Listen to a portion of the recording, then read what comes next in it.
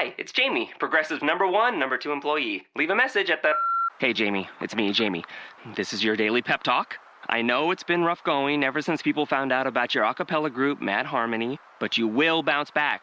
I mean, you're the guy always helping people find coverage options with the Name Your Price tool. It should be you giving me the pep talk. Now get out there, hit that high note, and take Mad Harmony all the way to nationals this year!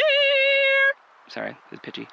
Progressive Casualty Insurance Company and Affiliates. Price and coverage match limited by state law. Blog Talk Radio.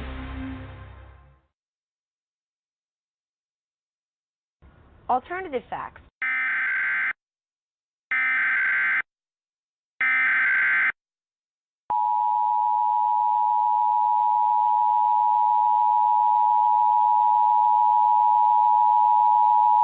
The following message is transmitted at the request of the United States government. At 12:07 a.m. Eastern Daylight Time, numerous unidentified objects of unknown intent and unknown origin were detected at high altitudes over multiple locations of Earth's outer space by the National Radio Astronomy Observatory, and these objects are presumed to be some form of controlled aircraft. It is not known if more of these aircraft will arrive, or if they will attempt entering Earth's atmosphere. United States citizens are encouraged to monitor local media outlets, as more updates will follow as information becomes available.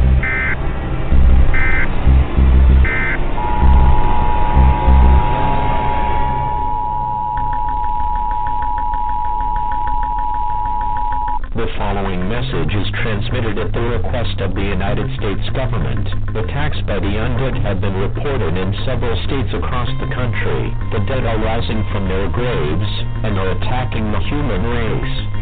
At this time, it is expected that more attacks of this nature will occur in several other states in the next few hours.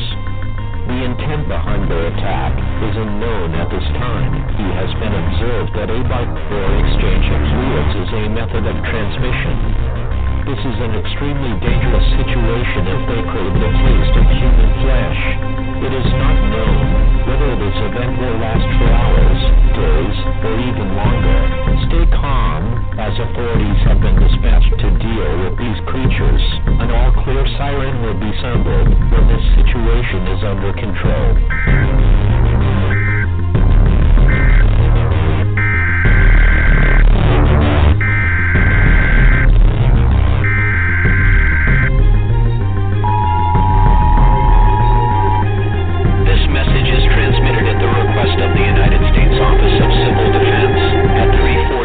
Pacific Standard Time, nor is detected a long-range nuclear missile launching. This missile is believed to be headed in the direction of all residents within a 400-mile radius of this area should seek a fallout shelter immediately.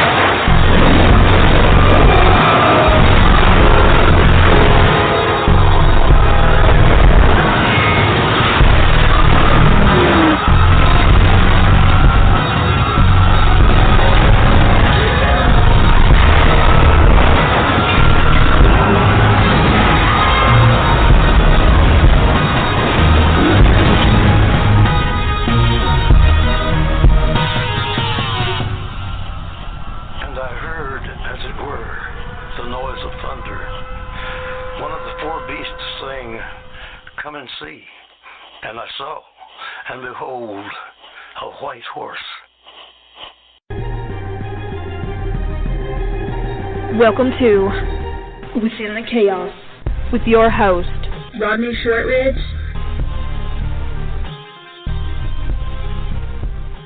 Well, good evening, everyone, and thank you for joining us tonight.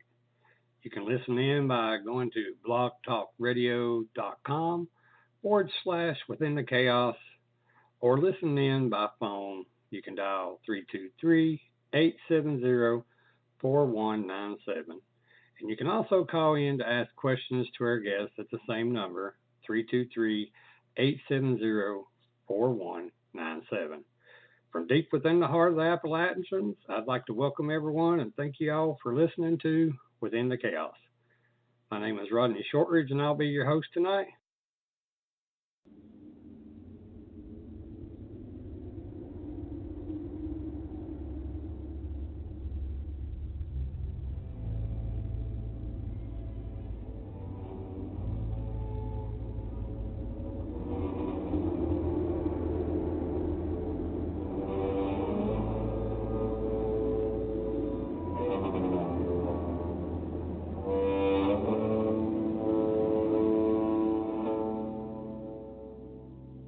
The number you have dialed has not been recognized.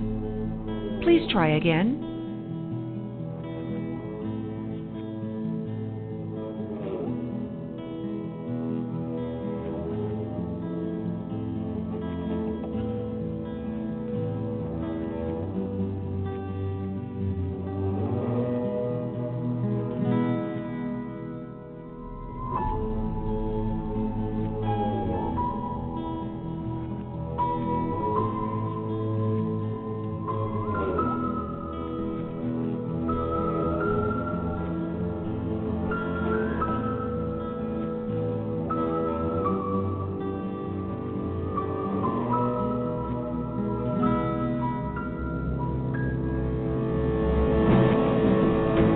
The number you have dialed has not been recognized. Please try again.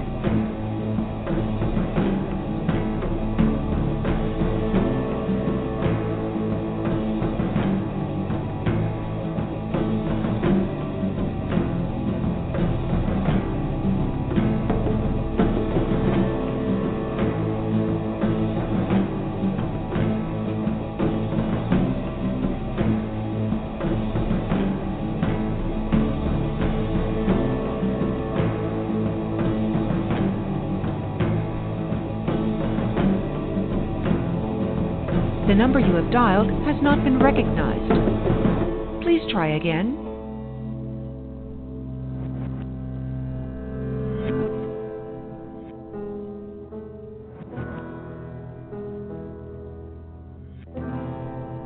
The number you have dialed has not been recognized. Please try again.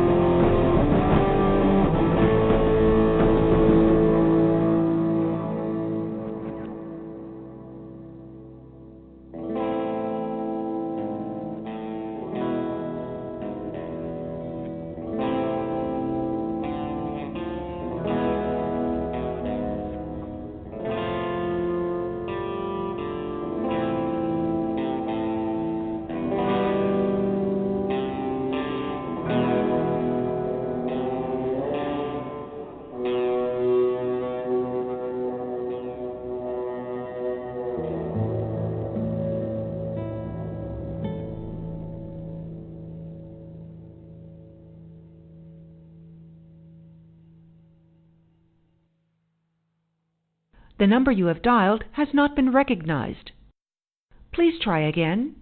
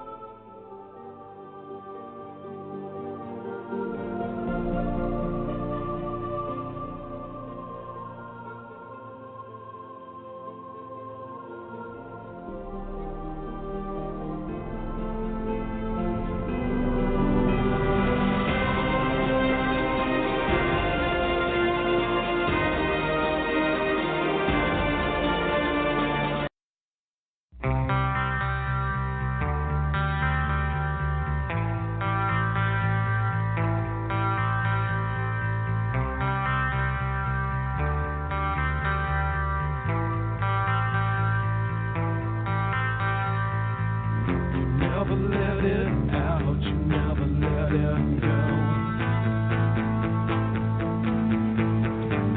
I feel it raining on fire, I feel me losing control. I can see in your eyes that it's just about over. I can see in your lies that I'm just about over this life with you goes on and on. Why don't you stand up? There's nothing left to scream about. And shut your mouth. There's nothing left to talk about. You never let it out. I never let it go. I'm living days on fire, I'm spinning out of control. I can see in your eyes that it's just about over. I can see through your lies that I'm just about over there.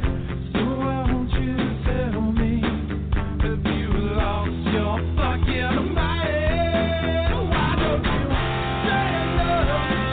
There's nothing left to scream about.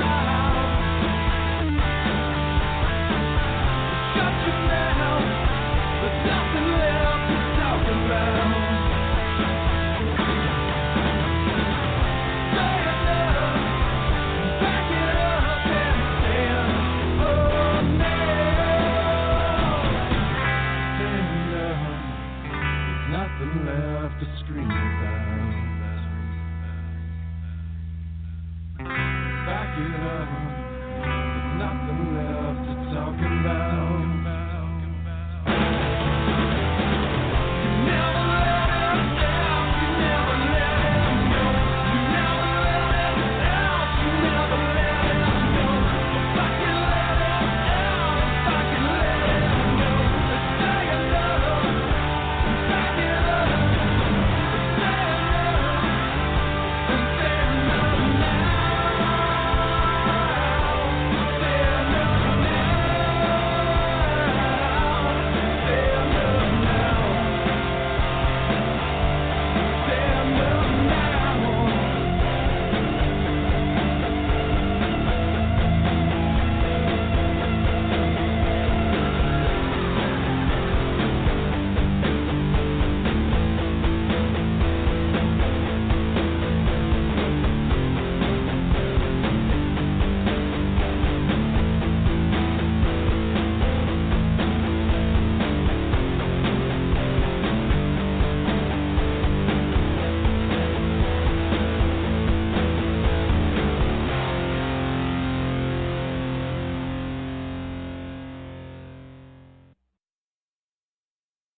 Okay, let's see. This works.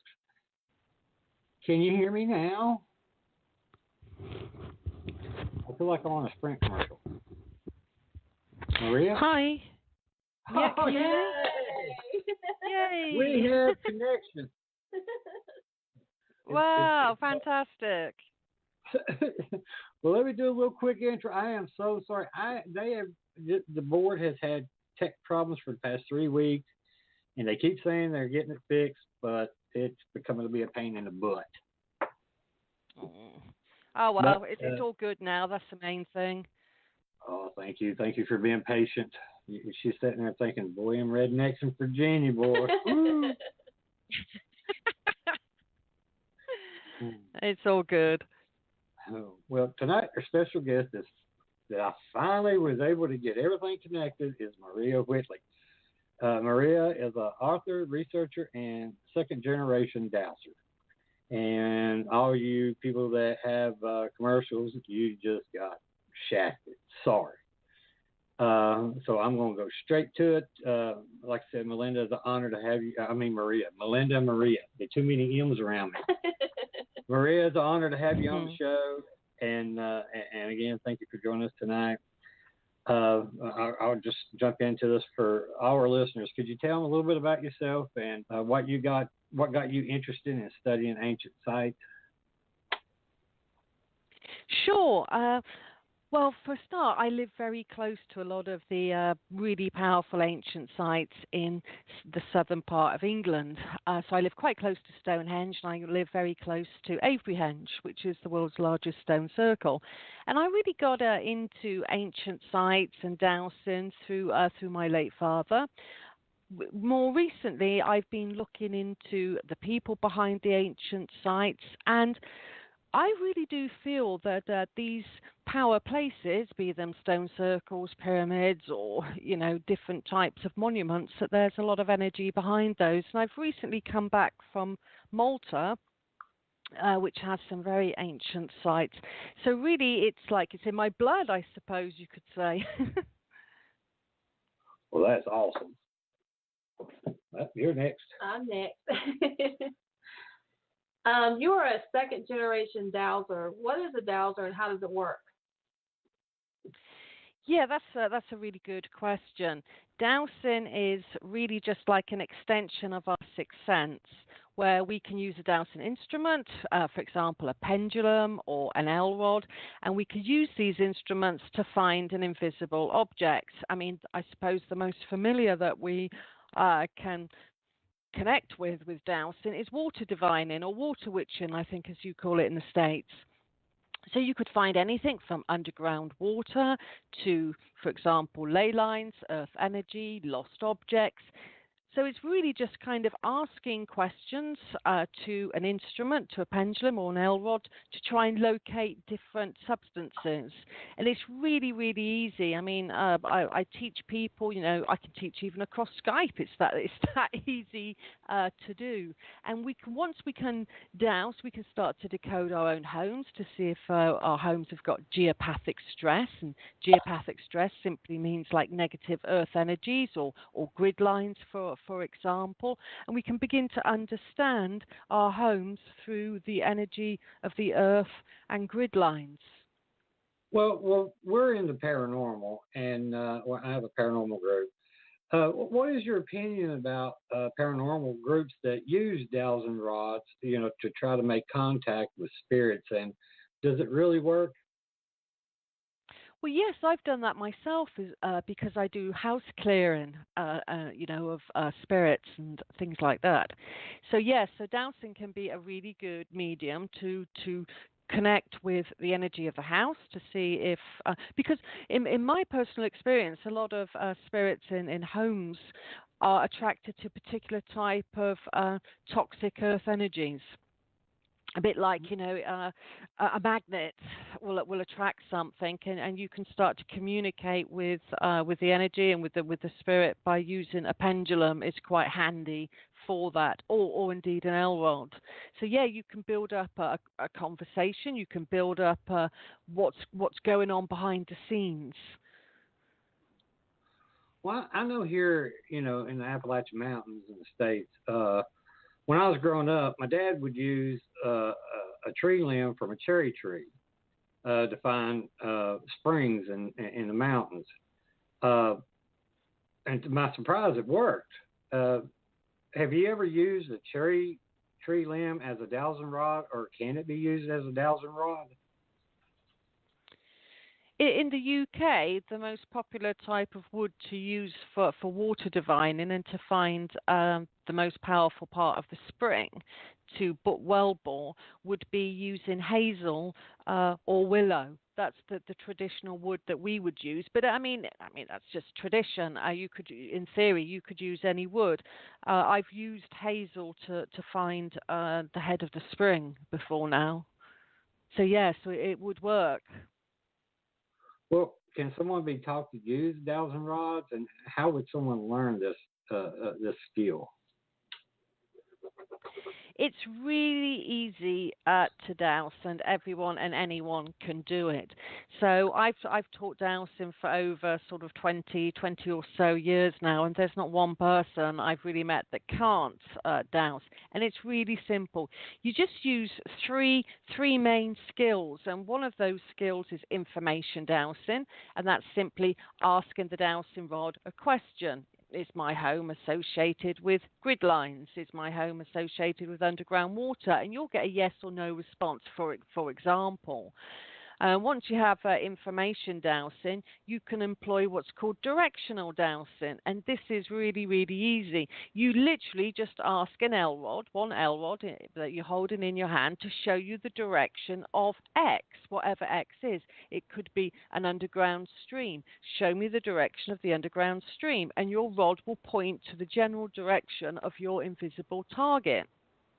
Then the third skill you employ is called tracking. You then just follow where your rod's pointing till it moves to what's called a found position, and then it's bingo, you're on target, whatever that target is.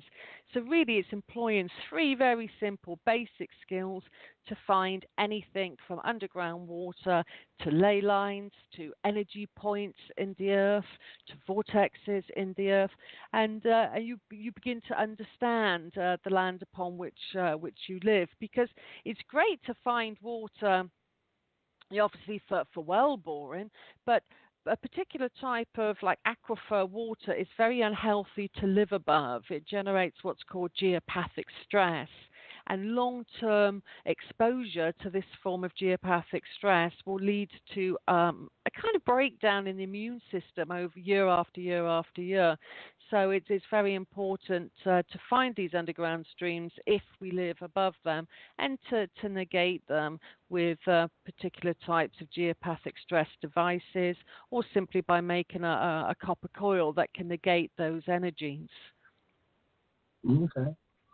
What is the difference between dowsing rods and pendulum dowsing? Well, they're both the same in a way, because you'll be asking questions of a pendulum or an L rod. So in a way, they're very similar. A pendulum is good to use for information dowsing, asking questions and getting a yes or no answer.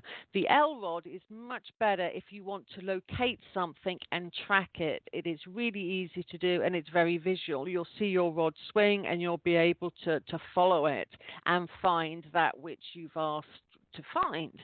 So for me, it's I use both. I use a pendulum and I use an L rod. And today you can get lots of different types of pendulums. You can get pendulums that are crystal, that are wood, and you can also get very strong pendulums which were devised by French diviners probably about 80 or 90 years ago, and they were based on Egyptian style shapes. So you can get what's called the Isis pendulum, you can get what's called the Karnak pendulum, and these were designed by the French diviners called Traumery and Belazal, and they went to ancient Egypt and realized that there are certain shapes that they were found in the tombs of Karnak, hence the name the Karnak pendulum, could be used as a dowsing device. And they were the main dowsers that realized that the interaction of the sun with the earth produces different colors and frequencies. So if we imagine like a ley line has color, earth energies have color, for example, and these pendulums can raise or lower particular colors. And they were scientists, really, and one of them was working in their laboratory, and this has gone down in dowsing history, and he was raising a particular color frequency called the negative green. And he thought it was used in mummification in ancient Egypt, and he was raising the negative green, and he was found in his laboratory a week. He'd kind of gone missing. He was found a week later, and he was completely mummified in his laboratory. The negative green is said to be the most powerful form of earth energy known on the planet to Gaia. So they went on to develop different types of pendulums for healing and for different raising and lowering of what's called the earth colors and their frequencies. So they treated dowsing as a science. Today, most people just use dowsing for finding earth energies or underground water or grid lines in their homes. And grid lines, again, can emit geopathic stress. So yes, the dowsing can be used for a variety of different things, and to decode the colours that the Earth emits with the angle to the sun.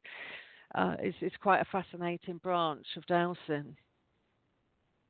Okay. When did you decide to start writing, and why?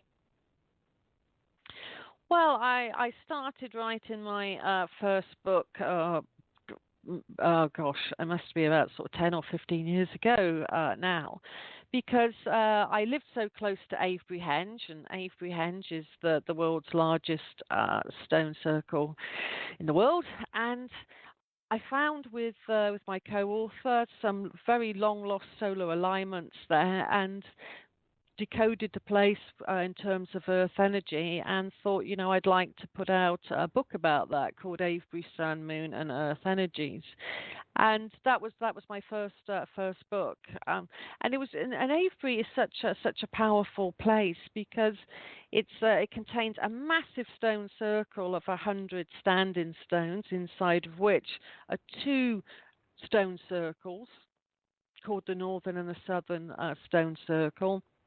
And there are two massive avenues. Well, originally there was thought to be four, and one of these avenues still survives after 4,500 years, if we use orthodox time dating, and that contained 200 standing stones leading from a small stone circle to the giant stone circle. It's like a processional way as you would walk into the stone circle. So the Avebury environs, the landscape, is very sacred and ceremonial, and it still attracts visitors today. And it's a site that was not as well known as Stonehenge, which most international visitors have heard of Stonehenge. They don't necessarily hear of Avebury Henge. So it motivated me to write a book because of the solar alignments that I discovered, and a lunar alignment as well. And it was a wonderful journey, realizing that that there are still things to be discovered at ancient sites that have never been written about before. And when we look at the skill of the astronomical alignments at ancient sites, we really start to try and get into the mindset of our ancient ancestors, because the sun and the moon and the earth, they can amplify earth energies, and they can amplify ley lines and grid lines to a certain degree as well. And from there, I went on to write other books and to do more research into ancient sites. So it's a passion, and it's a love of mine.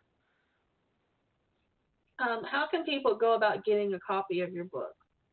Well, the best way is to go to my website, which is the aveburyexperience.co.uk, and my books are on sale in the shop there. Or you can go to my other website, which is my teaching website, which is esotericcollege.com, and that also has a shop. Okay. Well, what type of tools do you use during your research, and when and why did you start researching Stonehenge? I started to research Stonehenge some time ago, and I'm currently writing a book which will be a completely new view of Stonehenge, with a lot of archaeological evidence and support for my finds there. You see, our understanding of these sites like Stonehenge and Avebury and other sites beside is mainly through archaeologists of the 1950s. For example, at Stonehenge you had Richard Atkinson, and he was a very famous archaeologist, and they made models of what they thought it looked like, by using antiquarian pictures and building up a kind of understanding of what it looked like, where the standing stones used to stand, for example. And that's what we think Stonehenge and other sites look like. But that's a model, that's an archaeological model. And if you kind of do some research, maybe there was additional features at Stonehenge, for example. A lot of the bank and certain other features have all eroded. So I think that the model of Stonehenge going back to the 1950s is a good model, but I don't think it's the only model. I think with a lot more research and evidence, we'll build up a picture of Stonehenge that has never been seen before with missing megalithic features. And the same could be true of Avery-Henge, because what we're looking at today are vestiges of their former glory.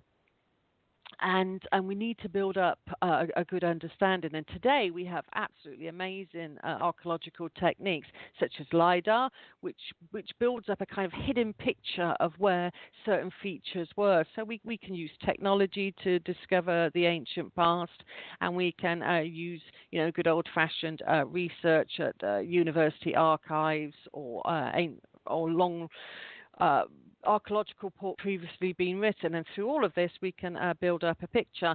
And then what I do is I kind of do a lot of archaeological research, and then I go in and I kind of decode it on an energy level. What sort of earth energies are there, what sort of lays are there, and what are the alignments there, to build up a kind of really good picture of the ancient site. And then that's where dowsing comes in really handy. You can start to find out the different ways that underground water flows at the site, because underground water produces a lot of energy patterns, and the way underground water flows at the rate that it flows, like a fast stream, a slow stream, all of that kind of imbues the ancient site with different energies. Okay. Well, what exactly is Stonehenge, and who and why and how was it built? I know it's a loaded question, but yeah, I mean, for example, Stonehenge is a monument that has changed over time. So the Stonehenge we're familiar with today wasn't the first phase of Stonehenge. The first phase of Stonehenge, and it's called Stonehenge Phase 1, was built about Orthodox timing, was built about 5,000 years ago, say 3,000 BC, and it was a ditch and a bank feature. So if you imagine a bank with a ditch on the outside, and because we live in chalk downland landscape, that bank would have been brilliant chalk white, inside of which there was a very large stone circle containing 56 blue stones, and they're stones that come from Wales, creating a beautiful circle, probably with an altar, what's called the altar stone today, which was at the near center of that monument. And that monument was aligned to the moon. So it's probably nighttime ceremonies taking place there at Stonehenge. And just outside of the stone circle, you had what's called today, and it still stands, the heel stone. And the heel stone was originally aligned to what's called the rising of the moon at its midpoint cycle of the moon's photonic cycle. So roughly speaking, every 9 years, the full moon will rise above the heel stone. But what our ancient ancestors did with those 56 stones, 56 is a very lunar number, and during the moon cycle, it will at some point have an eclipse. It will rise blood red. And at Stonehenge Phase 1, when you get an eclipse very close to the winter solstice, then the blood red moon would rise above the heel stone.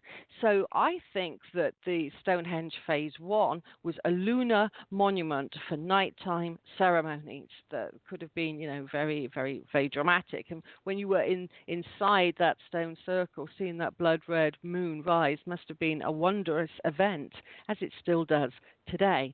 The last eclipsed moon to rise over the Heelstone at Stonehenge, I think, was about 2010, 2011. I went there to witness it, but it was cloudy, so I didn't actually see anything. And then after a while, after about 500 years, that stone circle was changed. The blue stones were all dismantled, and then the Stonehenge that we're familiar with today was built.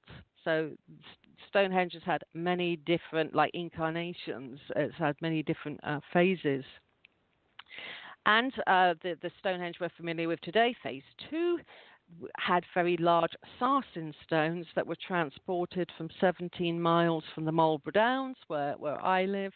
And nobody really knows how they were transported at all. There's just model after model, idea after idea. Some people, it's very fashionable these days to say that they use sound, and which I'm sure that the ancients were using different types of technology to move the stones. Because what we need to remember about moving the stones alone to Stonehenge is that in between where they were sourced on the Marlborough Plains, called the Valley of the Stones, or the Marlborough Downs rather, you have the biggest hill range in Wiltshire. In between where you would source them to where they were going. So, I mean, it's hard enough to put a huge stone weighing some of the collective greater trilithon at Stonehenge would weigh about 90 tons in total to pull that up a hill, let alone trying to control it going down the hill. So they were definitely using some kind of long-lost technology to move the stones, I feel. Whether that was sound frequency or how is yet to be fully understood. But nonetheless, they moved over 30 standing stones just for the standing stones alone, and then you've got 30 lintels on top, and then you've got a total of 10 massive stones on the inside of Stonehenge, creating the 5 feature of the trilithons. So it was a wonderful statement to our ancient ancestors, to the people that created these monuments. And the acoustics at Stonehenge are really quite amazing, because if you're on the inside of the stone circle and somebody stood on the outside of the stone circle, if you're on the outside, you can't hear what's taking place on the inside. So it's a kind of closed area. And Stonehenge on the inside isn't that big. It's like it was probably quite exclusive. You'd have to, be invited into Stonehenge. And the other intriguing thing about Stonehenge that most people don't realize is that today you see it quite visually. The ditch and the bank have all eroded, and it's just like a little bump. But originally it would have had up to a 6-foot or an 8-foot chalk bank wall surrounding it, so you would not be able to see what was going on the inside of Stonehenge. Again, that makes it quite an exclusive monument. Who was on the inside, what they were doing on that inside. Why can't you hear from the outside? So Stonehenge was a very, very unique stone circle in the British Isles compared to places like Avebury Henge that are massive, and you can see what's going in on the inside. You could hear everything on the inside. So I think the different stone circles had different usages in the UK, in the British Isles. And we have 900 surviving stone circles in the British Isles alone today. Wow. Well, are there any new findings at Stonehenge? Well, it's called a UNESCO World Heritage Site. You've got to have a really good reason to dig. You even the top archaeologists of Stonehenge, like Mike Pitts, Mike Parker Pearson, and Julian Richards, you have to have a really good excuse to go and dig. And in the kind of the last digs, which were called the Riverside Project at Stonehenge, led mainly by Mike Parker Pearson, they dug one of those original stone holes of the Phase 1 Stonehenge I described, with the 56 blue stones going around the outside. Because in their understanding of Stonehenge, it was all about the ancestors, and the ancestors' ashes and bone deposits would go into some of these stone holes. I think, yes, that did happen, but there was more to Stonehenge than just honouring the ancestors and about death. But that's their understanding and their model. So they redug into what's called Aubrey Hole number 7, because there was 56 of them, and they were those where the blue stones stood were called the Aubrey Holes today. So they redug into one of these holes, and they got a whole load of bone deposits, which were placed in that Aubrey Hole from a previous archaeological dig at the turn of the last century by Colonel Hawley. So it had been dug before, and they took the bones out.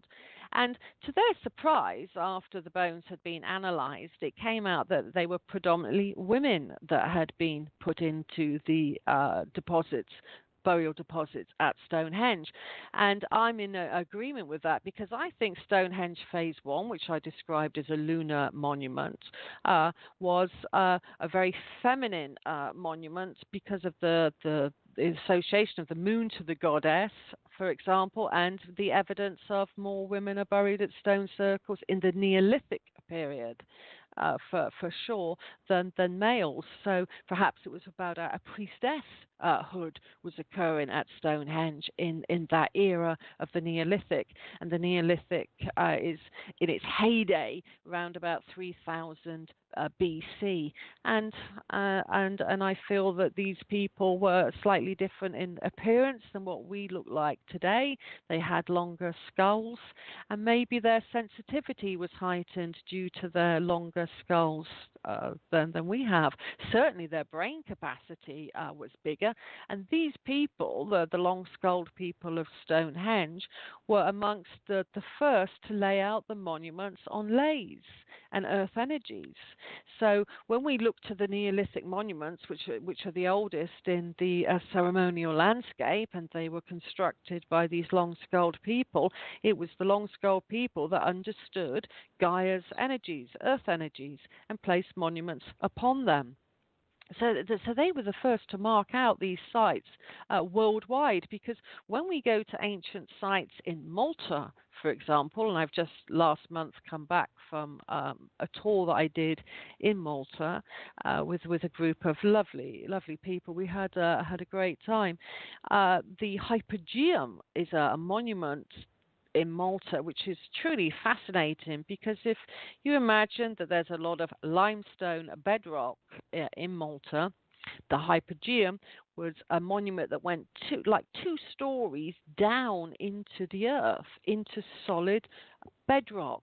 And the masonry inside is astonishing and accurate and beautiful. And they carved out these kind of like doorways, if you will, like window doorways, where you could go from one chamber to another underground. And there's one room there called the Oracle Room. And people Google this, see the beauty of the Hypogeum in Malta.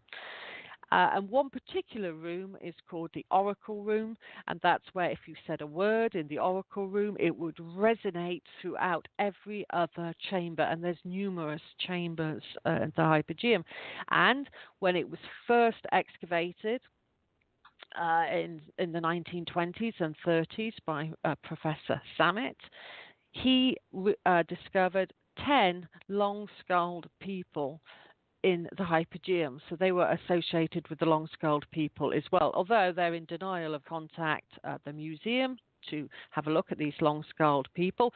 Oxford and Cambridge let me see their long-skulled people, and I got an email back saying no, they didn't exist.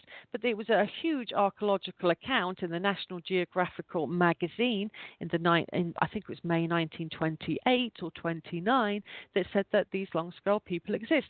And if you go into the Hypogeum today, they only let 10 people in at a time, and you have to book an appointment, and you have to be led round. You can't take phones in there, you can't take pictures, you have to put your bag into a locker, literally, and walk through into a presentation room. And in the presentation room, prior to entering the Hypogeum, they do mention the long-skulled people, but almost in like a comical context of associating them with ancient aliens. Ha ha, they didn't really exist, which is an astonishing inaccuracy to our ancient ancestors, the long-skulled people that built that monument. And it is absolutely incredible.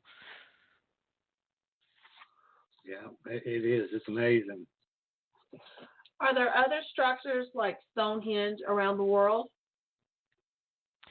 There are stone circles all across the world, from South Africa, which Michael Tellinger's done a lot of work on Adam's calendar there. You've got stone circles in Malta, in India, all across northwest Europe. So there are a worldwide reality of what our ancient ancestors wanted to construct, and stone circles, and which are temple spaces, are literally all over the world. And some of the largest stone alignments, so that's like rows of standing stones, can be found in Carnac, France, and in Brittany, Carnac, France, which is the sort of the top part of France. And there was in their stone rows over 1,000 standing stones arranged in these huge long rows. And the tallest megalith to have been raised in Europe is in France. And it was this gigantic, truly astonishing standing stones. So all across France, you had megalithic monuments. So you could go to Sweden, you could find monuments. So they are worldwide. Well, what other megalithic sites have you studied, and what's been your findings? Such as, has everything been just based in Europe, or have you traveled to like Turkey or South America or anywhere like that? Yeah, I've travelled to Turkey, and I'm going to Egypt on this Wednesday to have a look at the earth energies there and try to look at the monument through an earth energy perspective. But I've been across Europe to places like Sardinia, and as I just mentioned, Malta, France, Corsica, and to one of the wonders of the ancient world in Turkey. And what I do find about different countries that have megalithic monuments is they seem to tap into the type of earth energies that are there. So for instance, what I mean by that, the foundation layout of the earth energies of in Malta are very different to Sardinia, which is very different to Karnak. And the one common denominator that you can have at these ancient sites, well, the two common denominators are underground water and lays. But apart from that, you get very, very different color harmonics, you get very different frequencies, and you get very different types of earth energies at these sites. So could it be that our ancient ancestors, when we have a look at it holistically and through a global perspective, they seem to be tapping into all different types of Gaia's earth energies and frequencies?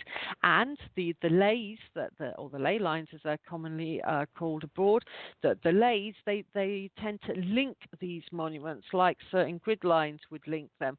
But the earth energies they're sited upon can be very, very different, and tapping into that possibly for free energy, and certainly some of the frequencies that they're emitting are healing, so you could use them from a healing perspective, and indeed to change one's consciousness, because you do feel differently in a sacred space than you would in a non-sacred space. So the interplaying of the earth energies seems to affect our minds and our body and our being and ourselves holistically speaking, spiritually speaking, and on a physical level. So I see ancient sites as being very multifaceted, and the work through people like John Burke, who wrote Seed of Knowledge, Stone of Plenty. I think I've got that the right way round. He said if you place seed, like the old ember seed, which is a wheat seed of our ancient ancestors, and you place that into an ancient site, and I'd go one step further and say you'd a particular type of spiral earth energy pattern, and you place the seed in the ground, and then, say for a time zone of 20 minutes or so, and then you go to plant that seed elsewhere, it will grow twice as fast and twice as healthy. And in the Iron Age of Europe, and especially the British Isles, which is much later than the megalithic monuments and the heyday of the Druids, they would always place their seeds underground. And studies coming out of Oxford University say that any seed placed in the ground, especially on Earth energy, will be preserved better. So John Burke was pretty on the money when he did that, and I think you're even more on the money if you place these seeds into a spiral Earth energy pattern and place it underground in a particular shape. The Druids and the Iron Age people of the British Isles would kind of use a shape that is a bit like a bell, I suppose. If you imagine something that would be wider at one end and narrow down, and that particular shape, according to a lot of dowsers, master dowsers and geomancers in their research, produces that very powerful energy I spoke about earlier, called the negative green, which can help to preserve as well. So when you combine all of these different approaches, you have a great way of preserving and growing foodstuffs. And even Oxford University acknowledges the wisdom of the ancestors for seed preservation. Have you ever been afraid or had some kind of spiritual awakening on one of these ancient sites during your research? And if so, can you explain what happened? Well, yeah, I've had lots of different experiences over the years, and I've been around people that have, a spiritual awakening or experience and understanding, because these are profound places that can change us. They can be life changing. I've had a lot of paranormal experiences as well around ancient sites. One of which was at Stonehenge, actually, many years ago. I don't even want to think how many years ago, but it was literally when I was on the inside of Stonehenge. I was with a group. The group had kind of decided to go off and do their own thing and have a meditation, which was wonderful, and I was doing the same thing as well. And I chose to be by what's called the Greater Trillathon, and that was back in the day, incidentally, when you could touch the stones and interact with the stones. So I was touching the huge, Greater Trillathon, and I really did feel that there was this presence by me, a woman. And I looked round and I could literally see her outline, and I reached my hand out to hold her hand, in kind of friendship, and I really did feel momentarily the hand hold mine, and I felt warmth, not cold, from that person. So I really do feel there's vestige, kind of images of the people of the past. I've heard voices at Stonehenge and Avebury. I've been around people as well. I mean, it's always lovely to guide people around these sites, which I do, and hear about their experiences as well. So people could go to an ancient site and literally feel the high frequency energies there and have a spiritual awakening to that, and have sometimes a paranormal experience. There's what's called a long barrow, called West Kennet Long Barrow, not far from Avebury Henge, and that seems to be quite a magnet for people to have paranormal experiences and hear voices. That's kind of a little bit of a hot spot.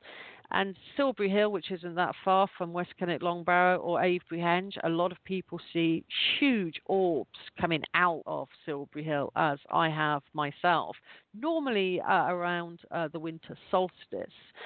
So it is a kind of very, very magical landscape, which can lead to these spiritual awakenings, and then it changes people's lives.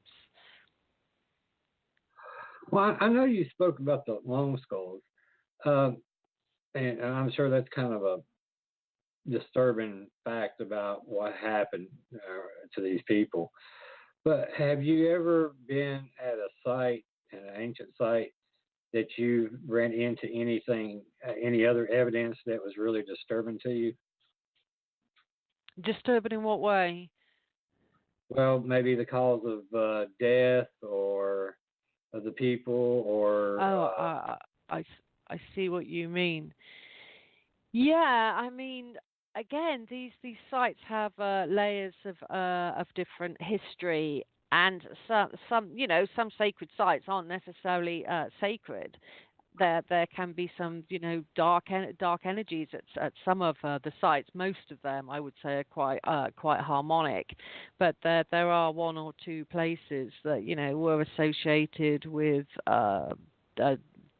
death and the threefold druidic death. But most are really quite harmonic.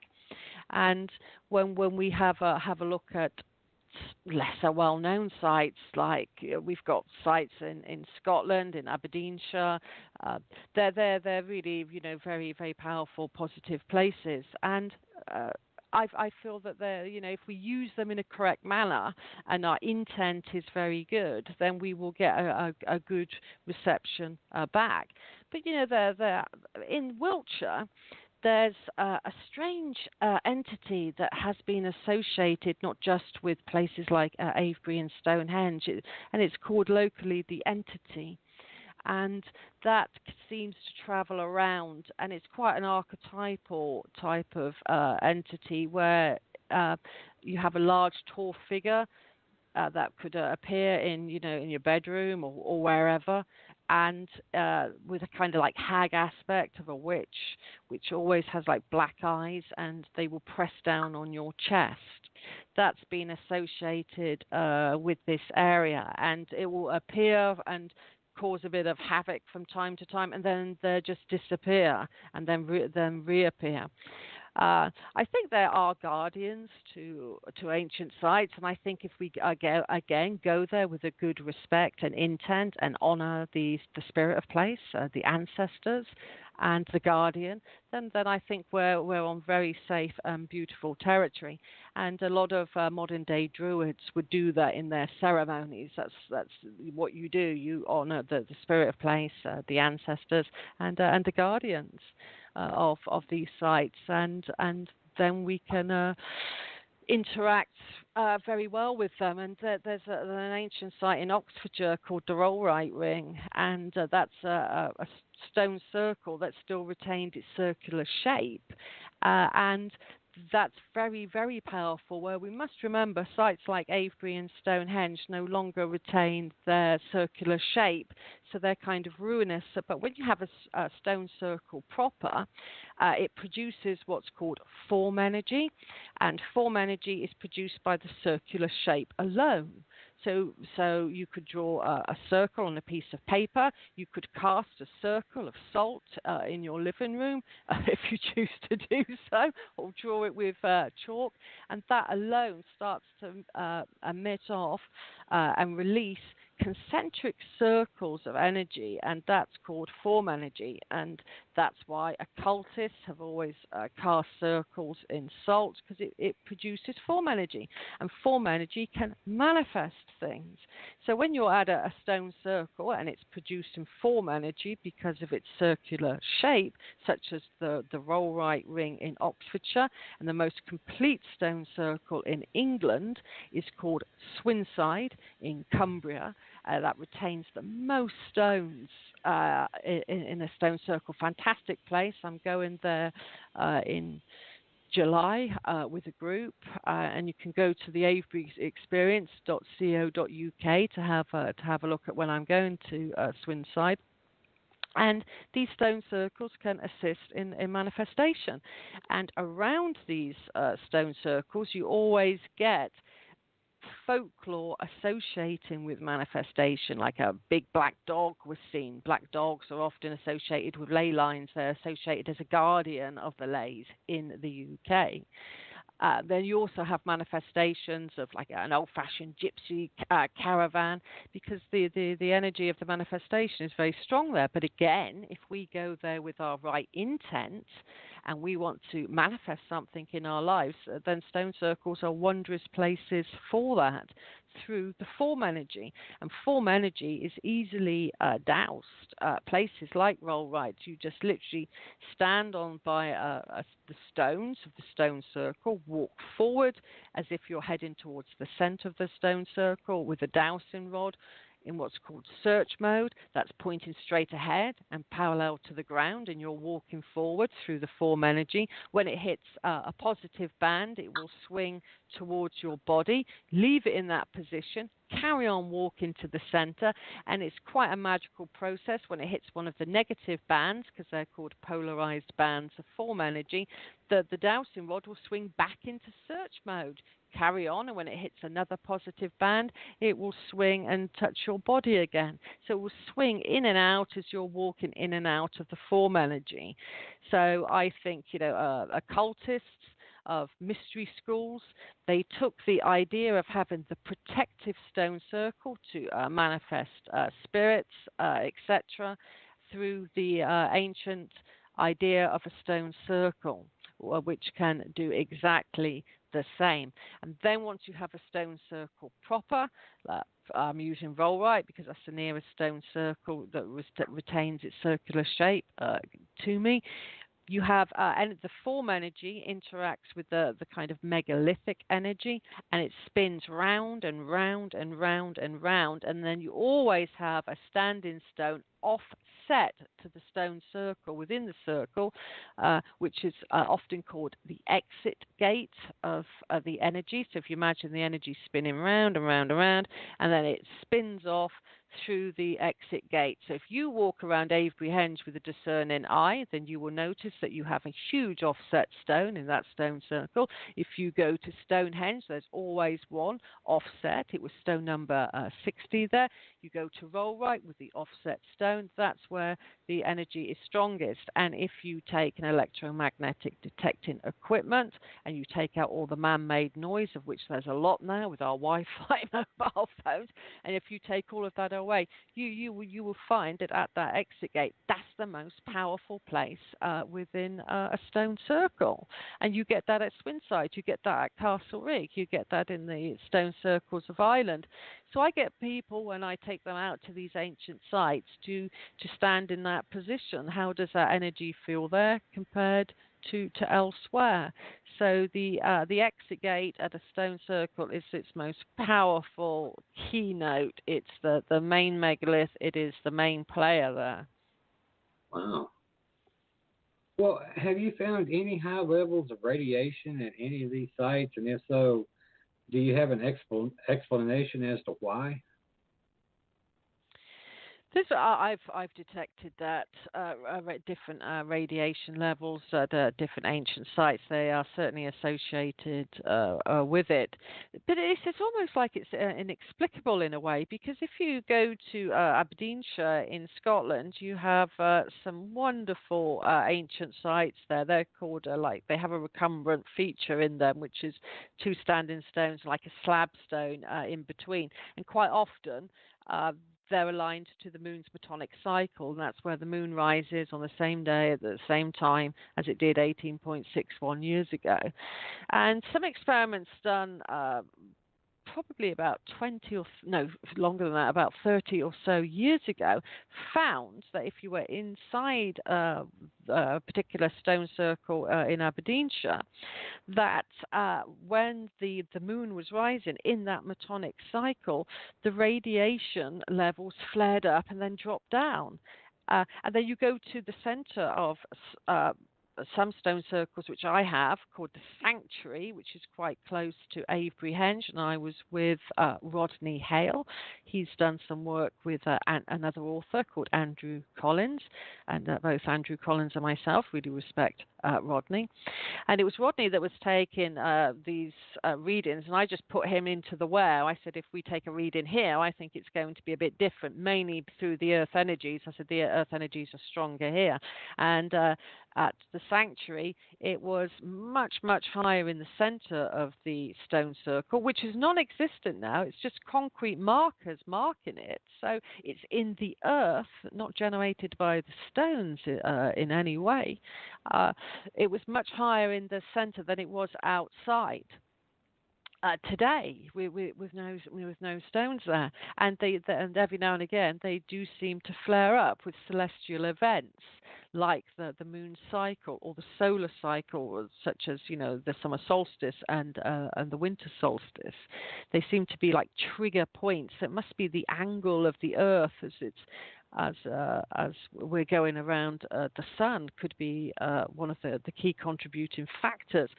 But again, these are very old Neolithic monuments, so it would have been the long-skulled people that had found these radiation levels and utilized them possibly. And some of the radiation levels, incidentally, like when it comes to a monument near Stonehenge, are gamma radiation, and that's long-term exposure to gamma radiation will be not a good effect on the physical body, as we know with radiation levels. So what was going on there? What were the ancestors doing with this type of energy?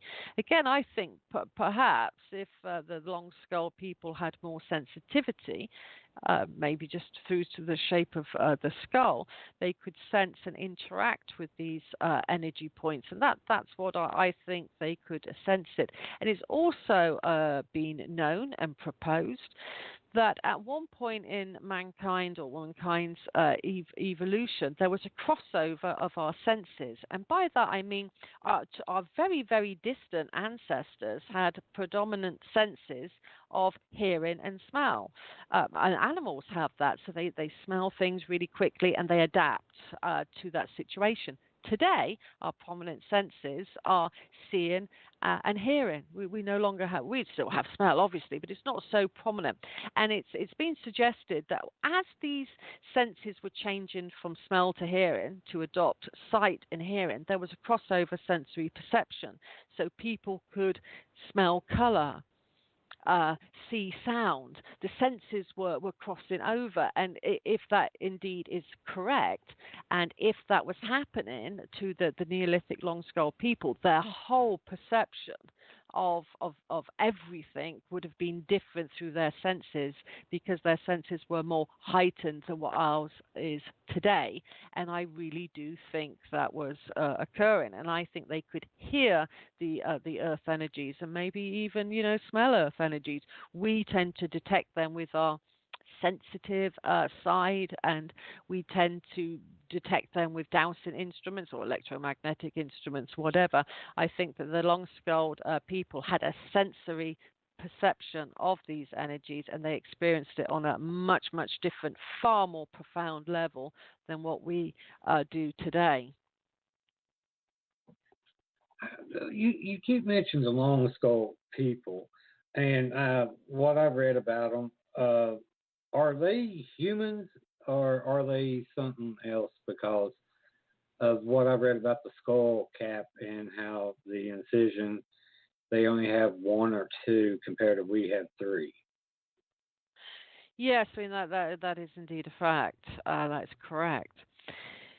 Yes, well, there has been some DNA studies done recently by Brian Forster, who is an expert in the Paracas skulls of South America. And the DNA sampling that came back, and Brian messaged me about it, he said was from the Crimea, sort of heading towards Russia area. That seems to be where their DNA comes from. And that's a fact, although a lot of people have expressed that they could be, the Nephilim, or they could be off planet. But it does seem that the DNA is suggesting that they came from the Black Sea area of the Crimea, and then migrated out, presumably from these areas. I think DNA testing is really come on leaps and bounds in the past 5 years, and there are some very extensive studies coming out of Oxford University regarding DNA studies, and here's the thing. I mean, it was in Nature magazine, which is like a prestigious journal that one subscribes to. and a lot of the DNA testing was done in the top universities here. And when it came to the DNA of what we call Cheddar Man, is basically a Mesolithic so-called hunter-gatherer of say, around about 10,000 BC. His DNA had an analysis, and so did some other humans from the areas surrounding that point.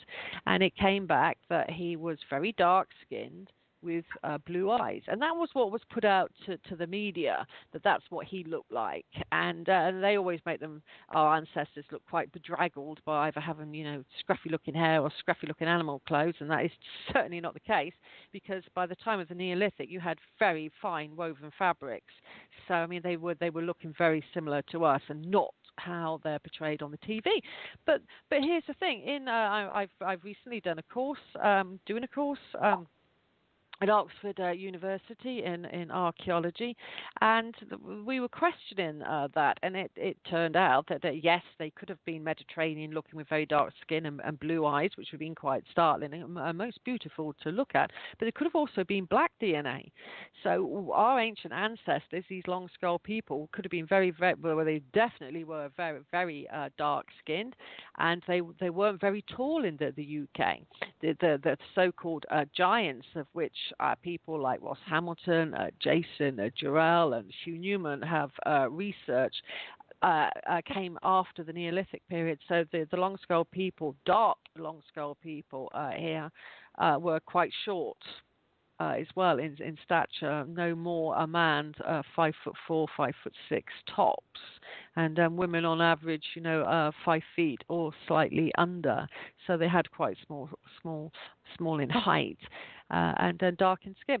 So a lot of analysis for DNA has been done and is undergoing, and a whole review is currently underway of the timeline. I mean, everything in the ancient world, if you listen to the old archaeological model that's about to be revamped, I think, it states everything at 2,500 BC. Stone circles built 2,500 BC. The pyramids, 2,500 BC. Neolithic monuments, 3,800 BC, etc. They use these specific time dates no matter where you are in the ancient world when it comes to Bronze Age and Neolithic monuments. That is about to be reviewed, and I think that people like myself that have always said they're much earlier will be very soon proved 100% correct. So I really think we're living in very exciting times when it comes to our looking back to the distant past, because everything's about to be rewritten. That's awesome. That's just truly amazing. What is the Devil's Den? The Devil's Den. The Devil's Den is a very early Neolithic monument, so Orthodox time dating is going to be set to about sort of 5,000 years ago, but again, that could change pretty soon. And it's called a dolmen monument. Dolmen monument is where you have some very large stones either side with a very large capstone on top. So 2 standing stones, they could be, say, 4 or 5 feet apart, and then a huge capstone on the top, and that's a dolmen feature. Some dolmens were believed to be the remnants of a long barrow. So some dolmens would have originally had a big, long earthen section to it with possible chambers on the inside, but some dolmens were dolmens proper, and that they were constructed to look like that, and they are very imposing, because when you approach a dolmen, and the Devil's Den is just down the road for me, actually, it's in my hometown of Marlborough. It is, the capstone alone is a tonnage above your head, and the beauty of these monuments is they marked huge underground water lakes, like massive lakes that have it's believed now through journals, like I mentioned before, Nature magazine, that if you have a lot of underground water, it's going to have its own tidal systems, like the oceans have tides, the water will move, and that creates the energy field. And dolmens mark these huge, massive areas of underground water constructed by the people that I've just mentioned. So they're huge marker points.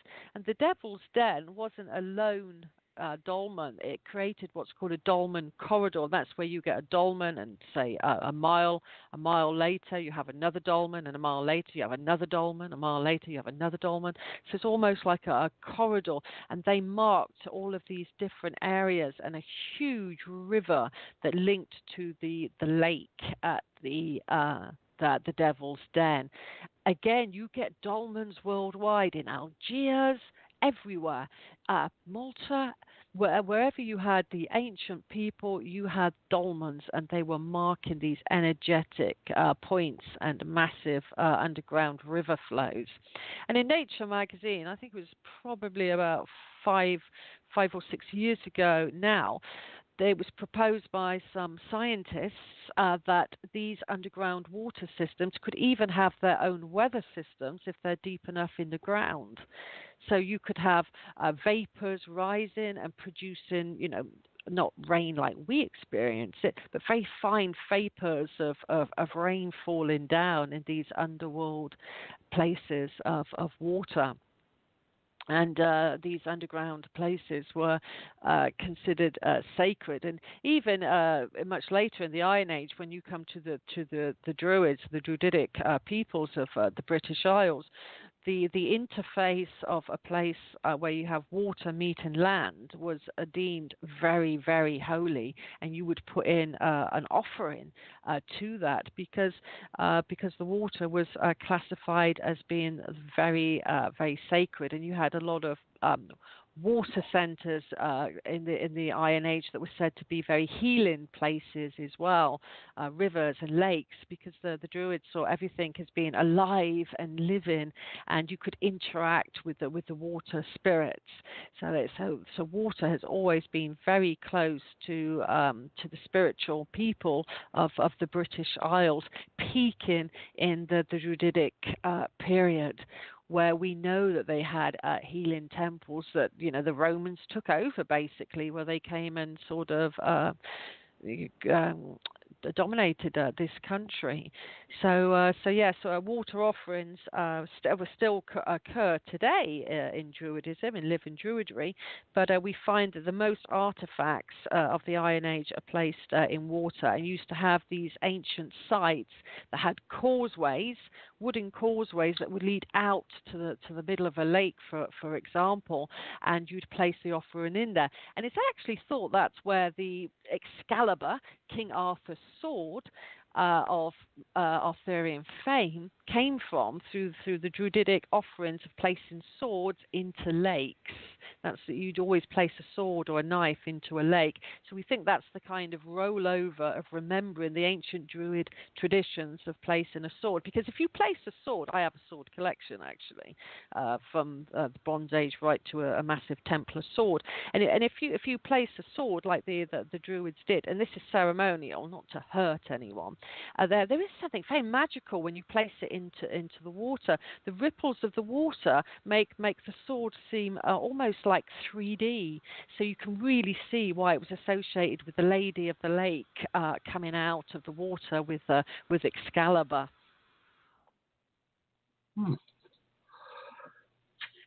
What is the Templar's bath? Hi, I'm there, but I think. Oh. Hello. Having a tech problem? Can you hear me? Oh man, don't tell me now. Hello? Maria, you there? Well, folks, hi, can you hear me now? Yeah, I can hear you. There you go. Yeah, I think that was just a blip. Something came up on Skype saying bad connection or something. I'm not sure. Anyway, yeah. Yep, I'm here. Okay. Okay, my next question is, what is the Templar's bath? The Templars' bath. Yeah, that's a megalith, a huge stone that's on private property. It's on a count's land, not Count Dracula, but actual count. He owns a lot of land around here. He's a really nice chap, actually. And the Templars' bath is one of the most unusual stones in the south of England. It's a massive piece of sarsen stone. That's what the large stones of Stonehenge are made of, and they're the stones of Avebury. But now, if we imagine a kind of squarish shape of a stone, and this stone is probably about, 4 to 5 feet high. About 4.5 feet high, probably in width, maybe 5, 6, 7 feet, probably be about 7 feet. So about 4.5 feet high and about 7 feet broad in width. That's the shape of the stone, slightly squarish. Now, if you then imagine that you're looking down on top of the stone, it's very smooth. It's been carved out to create like a basin. Yeah. So it has this beautiful basin area, so silky smooth to the touch, really looking very silvery, because if you polish sarsen stone, it comes out like silver white color. And it's got a kind of literally a plug hole in the shape of a pentagram, of like a 5-pointed star, a pentagram, where you could put water in and it would come out through the pentagram star. That's the Templar's bath, and it was called the Templar's bath in quite recent times because high on the downs, the Marlborough Downs, where the Templar bath is, was known to be close to a chapel of the Knights Templar, so it got coined the Templar's bath. Unfortunately, it's not in situ any longer, meaning it's not in its rightful place. It got moved by the Count onto his private land. So I've seen it and interacted with it, and I really do feel that the ancient Neolithic people and the Bronze Age people and the Druidic peoples were using this to anoint and create holy sacred water by placing it in the Templar's bath basin area and allowing it to flow through the pentagram shape. But here's the thing. To make that beautiful pentagram, it was penetrating through, 5 to 7 feet of solid sarsen cut with precision. So that's a feat in itself, making that a very unusual stone. So I think that was a ceremonial stone. It was on the way to Avebury Henge, and you would probably stop off there to be anointed. And I think it has been used up to quite recent times. And like I say, now it is on private land. You have to ask the Count, who's very interested in earth energies and ley lines, actually, because he has the St. Michael ley going through his farm. Land. So he's very open and receptive to the idea of energies associated with the Templar's bath. Well, speaking of the Templars, what's the polished stone, and why were the Templars so interested in it, and also other ancient sites? Yes, I mean it's I think they took over the Templars' bath because it was part of their anointing. And what the Templars did in this area of England, especially, is that they would take a chunk out of a previously standing megalith, a standing stone, and make fonts out of them, like almost like a portable font where they would enter in and bless the area. So they were using the megaliths because of presumably because of the energy, and because it was associated with the distant past. And some of the land around the area of the Templars is are always high frequency, high energy areas. So we mentioned the Devil's Den earlier and that corridor. Well, here the Templars had their chapel it's literally in the middle of nowhere, really on high elevated ground. Little exists of it today, but you can still see the foundations of which. But if you go up there, it is a very, very, very high energy. It's a kind of like a vortex of power where they placed their chapels. But they were presumably as well, because it's so close to Avebury Henge, and you have standing stones not far on the downs there, and you have the Valley of the Stones there, which is where it's the motherland of Avebury and Stonehenge. Then presumably they were interacting with those areas as well. And I'd just like to say to the listeners, the Valley of the Stones, the motherland of Avebury and Stonehenge, is truly a remarkable place because it's an outcrop that got there of sarsen stone. That's the name of the stone. It's a form of sandstone called sarsen, to have made the standing stones of Stonehenge and Avebury. Really, in the ground, they were deposited by a glacier that melted at the turn of the last ice age. But to get those stones out of the ground alone is a lot of work, and the stones they chose for Stonehenge probably never had seen the light of the day. They dug them out of the ground, so it's a very magical process to get the stone out of the ground, uncover it, and then transport it all the way to Stonehenge, and then to make these very unique features like the Templars' bath for their ceremonies is quite a truly amazing thing. Okay. Can the energy coming from these stones and sites affect someone in a negative or positive way? Yeah, well, yes, to that question, because when I've been around some people and I'm listening to their experience of the energy of the standing stones that, I can show them and detect, some people feel that it's very positive, and they can feel it in their hands as like pins and needles, we say over here, like a little kind of prickly effect in the hand, and it's a positive thing. And if they lean against the stone, they feel that can be a very positive experience. But there again, other people will say they don't really like it. They feel that they shouldn't be, touching it. I think it's a kind of interaction of how you interact with the energies of the stones. I don't think you need too much time around them. I don't think, we all go to therapy for, like an hour or something. I don't think that's the necessary experience that you need. I think, a few minutes at a standing stone is enough to absorb the energy. Personally, I think it's a very positive experience, and I think it's a very positive experience to work with the underground water, because all homeopaths will tell us that water has memory.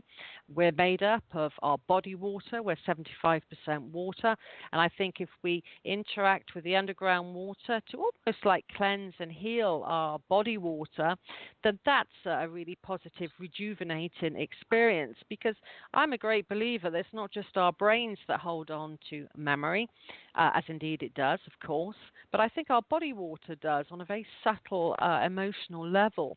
And so sometimes if we've had trauma in our lives, then our brains remember the incident, of course, but then I think our body water does. So I think if we every now and again, interact with these large amounts of underground water to heal and cleanse our own body water, it can have a positive effect. And I've done that with quite a few people at places like Avebury and Rollright and other sites besides, and all of that has been a very positive experience. People let go of memories that have affected them. They let go of their trauma by doing creative visualization over these very highly energetic points. and I do workshops and Skype workshops and online workshops to do with healing of our own body water and trauma. So I think we can work with standing stones on many different levels. For many different purposes, as indeed I think our ancestors did. Well, I've heard of Spook Road, and I was wondering, what is it, and what are the events or experiences that have taken place on this road? Okay, yeah, the Spook Road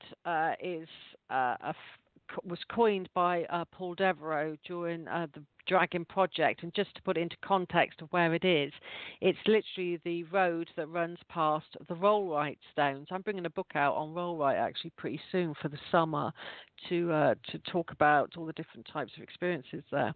It's a fascinating stone circle of limestone.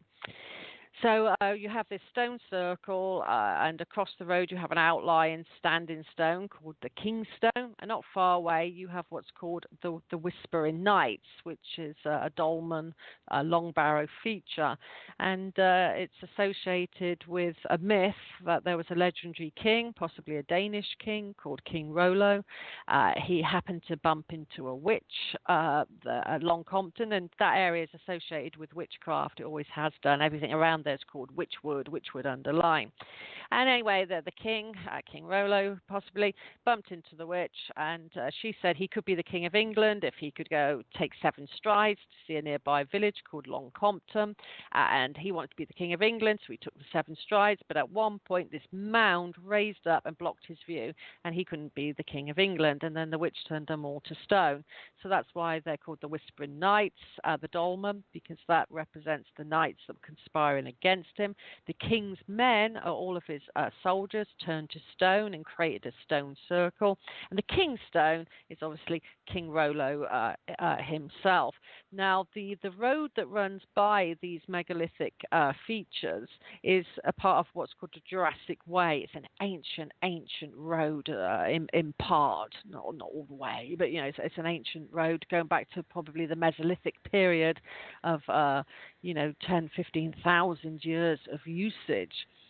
And the Spook Road, this Jurassic Way, which runs by this stone circle and close to the Kingstone, has had a lot of very strange manifestations along it, which were documented by the Dragon Project run by Paul Devereaux and John Steele in the 1970s, where there was experiences like I mentioned earlier. This massive black dog appeared and walked around the person's car. There's probably a guardian associated with the lay, the Jurassic Way, I would interpret that as. And then other manifestations occurred of a gypsy caravan. I've often seen on 3 or 4 occasions, actually, almost like a kind of giant figure manifest, very much like like an outline, not as but a very tall, very, very, very, very tall person, and then bang, it would disappear. There was some radiation Geiger counter experiments done along the Spook Road, and it was found to have hot spots. Although Rodney Hale, in all fairness, he thinks that these so-called hot spots could have been associated with radiation levels with the basalt that's in the road. That's what he thinks. So it could be associated with that, but nonetheless, there do seem to be hot spots of radiation levels which could interact with our consciousness or create time slips. Has been another interpretation. So there could be time slips occurring on the Spook Road. And it was also discovered through a researcher called Maxwell Cade, I believe. He used what's called the mind mirror, and the mind mirror is a device which can monitor both sides of your brain, the left brain and the right brain, instantaneously, and put it back on a feedback. You can see if you're using your right brain, your left brain, etc.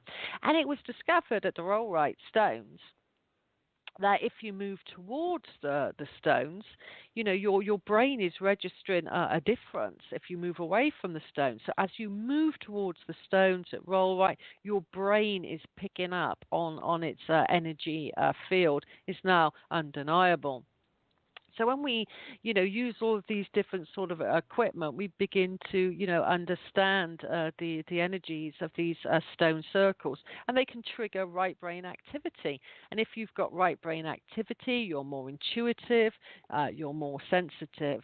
And it was also found that the background frequency of the Earth, I mean, it does raise up and down, but the Schumann resonance is around about 7 hertz, and the experiments done with the mind mirror and other equipment has shown that during the healing moment, and the healing moment being if I was doing Reiki or whatever, hands-on, good old-fashioned hands-on healing, at the moment when my hand releases that energy, my brain goes into 7 hertz. And very interestingly, the person receiving that healing, their brain went into 7 hertz, which is the frequency of the Earth as well, at 7 hertz. So, which is our brain in alpha brainwave. So the experiments at Rollright certainly showed that the healing moment is in tune with the Earth's heartbeat of the Schumann resonance, and some dogs are very sensitive. They've always been, called guardians. They tend to shy away from some stones at roll right or be more attracted to others. It was found during the Dragon project. Certainly, Rodney Hale picked up on very huge magnetic areas to one side of the stone circle, creating like magnetic hotspots, which can be quite healing as well. So I think Rollright in Oxfordshire, England, has been one of the most widely studied stone circles, apart from Avebury Henge, which shows us how it can switch our brains from the left brain to the right brain. It has manifestation powers, and it is a very intriguing place. And I saw a supermoon rise from Rollright a few years ago, because the original avenue at Rollright was in alignment to the moon's most southerly moonrise, and that's when the moon is very low on the horizon, and at a supermoon, obviously we know, we've experienced some of late, and it appears like really massive. And when we did some energy tests there, everything seemed to become far, far more intense. Wow. Well, I want to ask you before I go on any further, seeing how it's so late where you're 5 hours ahead, and we got off to a bad start because of tech problems. Are you able to stay a little longer to make up for that time, or in 15 minutes do you need to go? Well, as long as I could stay 15 minutes, for you, yeah, for sure. I mean, I am getting a little thing on Skype coming up every now and again saying about an internet problem, but it seems to be going quite well. So yeah, sure, 15 minutes will be fine. Okay, that sounds good. Well, what is the oldest megalithic structure that has been discovered to date? Well, again, timelines are going to be changing. But if we're going to, the kind of orthodox view of the oldest structure, then we could say, Göbekli Tepe in Turkey is a very old structure. But, even in the UK, around the Stonehenge environs now, we're finding, archaeologists rather, are finding Mesolithic settlements that date back to that time period of about 12,000 years ago. So I really feel that it's not the point about being the oldest structure in the world. It's the oldest structures in the world. Let's put the timeline back to about sort of 10,000 BC, depending where you are in the world, because some parts of the British Isles would have been covered in an ice cap, but preceding that until there was the melting of the last ice age. So I really do feel all of the structures in the ancient world are indeed a lot older than what they are, and I think it will soon be quite standard knowledge that they are as old as we have claimed them to be. And some of the very oldest structures, are probably underwater, because it was only 6,000 years ago that England was no longer a part of the continent. We were attached to France. And of course, during that ice age, the channel, the English Channel water made us to the British Isles. It made us an island. But when we were a part of the continent, I think a lot of the very old structures are there in a place called Doggerland, that landmass that no longer exists, that united the British Isles to the continent. That's Doggerland, especially when you go up towards like Norway and the Nordic countries. I think there's going to be some very, very ancient structures there to be found in the near future. So how old would those structures be? So like I say, we've only been the British Isles since about 6,000 years ago, and there will be undoubtedly new structures to be found. Yeah. What are your thoughts on the ancient astronaut theory that aliens may have helped in the evolution of humans? I'm a very open-minded individual, so I would look at that and say yes, that could be a possibility. And I would also look to the ancient civilization model and think that that's a possibility. And maybe, the human beings have had previous, much distant than Atlantis, like at these places that are underwater now. And we could have been a part of an ancient civilization that was highly had high technology with or without aliens. So I think I've seen, UFOs. I like I say, I'm open-minded. I think that the possibility is there, although I haven't studied anything to do with ancient aliens. Although it's very popular at the moment, for sure. Mm-hmm. In your opinion, what is the biggest cover-up of the ancient civilizations? Artifacts, probably, that have been taken and are now in boxes in universities in the UK, the Smithsonian Institute, probably in the USA, even the Vatican and places like that. I think it's the artifacts, because we've got the monuments that have been left behind. We can see them, obviously. We can see Stonehenge. We can see all of the monuments, but where are a lot of the artifacts? Because artifacts have gone missing.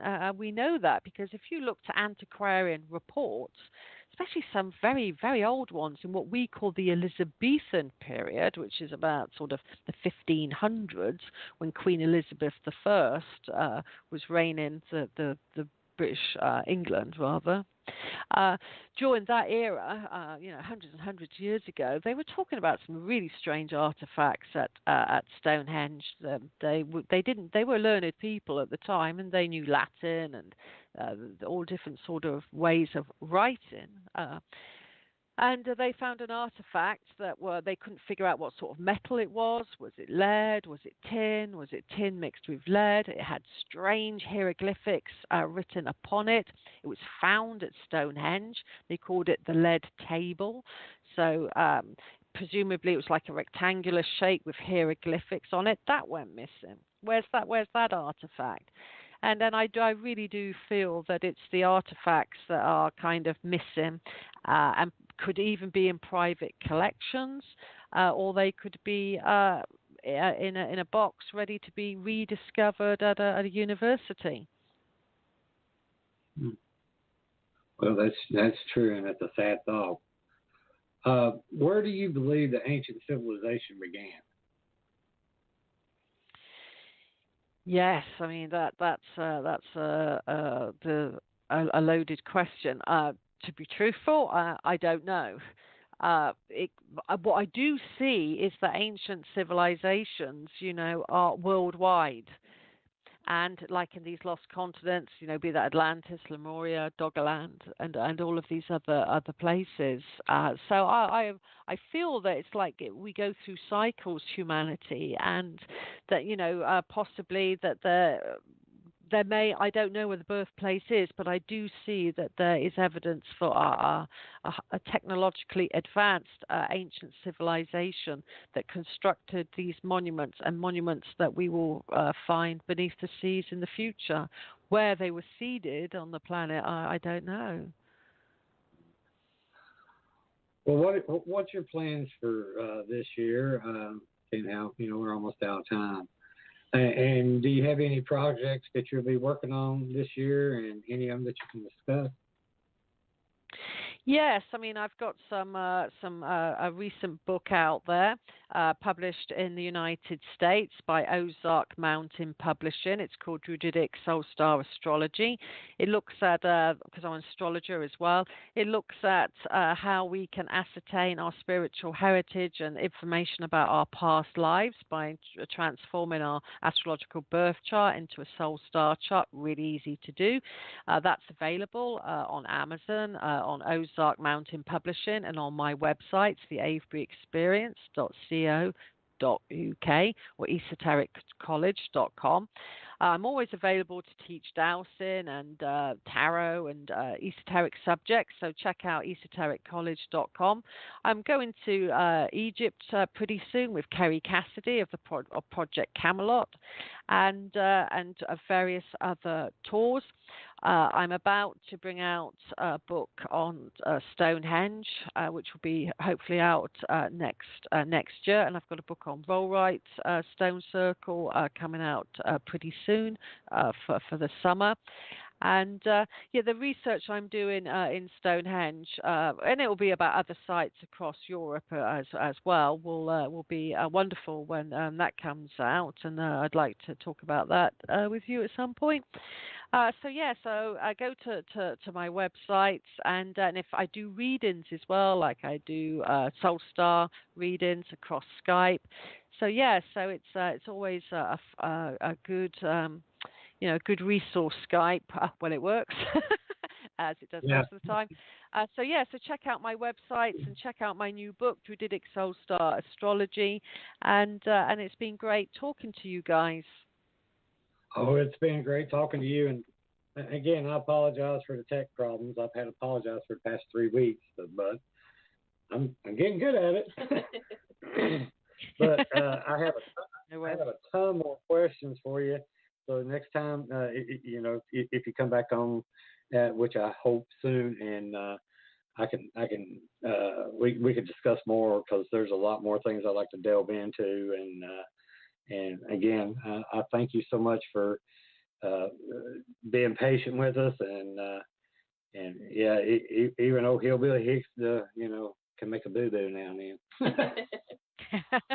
No worries. It's been great talking to you. And techno issues, they are what they are, and we overcome them. And it was all good. And I've enjoyed speaking to you both and answering some very good questions and talking about some megaliths like the Templar's Bath that some radio shows don't touch on. So that was lovely as well. Thank you. Oh, thank you. And you have a good morning and good day. Thanks. Okay, bye-bye. Bye. Well, that's it for us tonight. I know it was kind of a pain in the ass at the beginning, but love talking to these researchers about these ancient sites. And thanks again to Maria Wheatley for coming on the show. And thank everyone who took the time to listen in. I'd like to give a big shout out to the Vibe Radio Network and to Ryan for putting up with us. Also to the first responders and our men and women in armed services, thank you all for your service and sacrifices you make every day to keep us safe. Our guest for next Thursday night, April 5th, will be my daughter, Dakota Shortridge. Dakota is the author, and we're going to talk about her book, and we're going to mix it up with some politics. Talk about the grand scheme of things of the United States political land. Everyone can go to their Facebook page Within the Chaos, and don't forget to like their page to see upcoming guests along with past shows, postings, and you can go to my website at blackdiamondps.org or blogtalkradio.com/Within the Chaos. Boy, I tell you, I just keep screwing up tonight. Also, we have a YouTube site up and running with all our past shows. And everyone can, if you want to, go and subscribe to it. It's under Within the Chaos, and you can listen into this show that if you've already listened to it, then I don't know if you listen to it again, but I hope you do. But you can tell your friends. Thanks again. Till next week, everyone have a safe Easter weekend. Have a good night. Love y'all. Good night, everyone. Did you hear that? She said good night. Good night. Ooh, she said good night.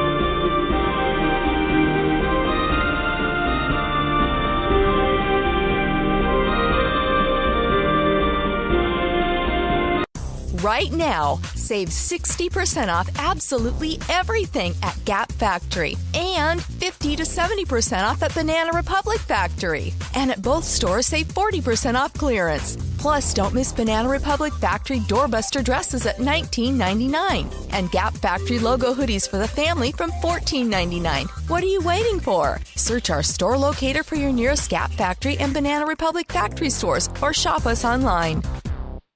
Get to Old Navy. Right now, get 50% off all dresses. Get the styles you've been craving at unbeatable prices. Yes, that's right. All dresses are 50% off at Old Navy and OldNavy.com. Valid 3/30 and 3/31. Dresses excludes in-store clearance.